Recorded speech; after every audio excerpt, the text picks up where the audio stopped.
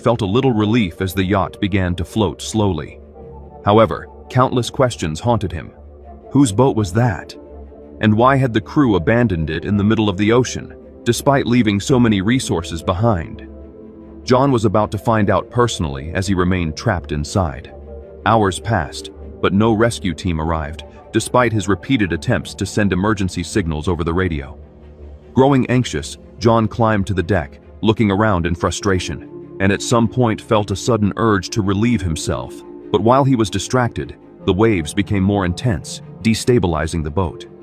Suddenly, a violent jolt knocked John down, almost throwing him into the cold water.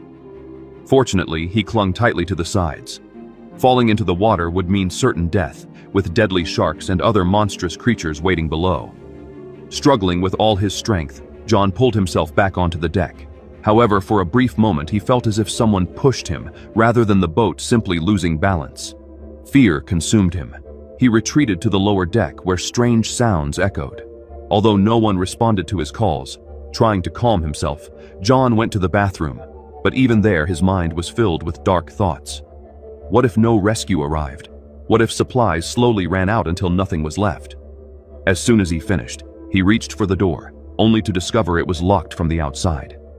Panic took over him. If he was alone on the boat, who had locked him in? He knocked on the door, shouting that he wasn't there to steal anything, just to help, but there was no response. Trapped and terrified, John tried everything to free himself, but the door would not budge. His situation worsened, and a dread settled in. Someone or something wanted to torture him until he broke mentally, until he deteriorated without ever using the resources of the boat. Desperate, he searched the small room and found a closet. As he opened it, he was horrified to see bloodstains inside. Whose blood was this, and how had it gotten there? He had no idea. But in his critical state, the discovery was terrifying. He began to suffocate, his breathing becoming heavy, and his face showing clear signs of tension. Meanwhile, John was growing increasingly distressed. Suddenly, while looking outside, he saw a massive cargo ship passing in the distance.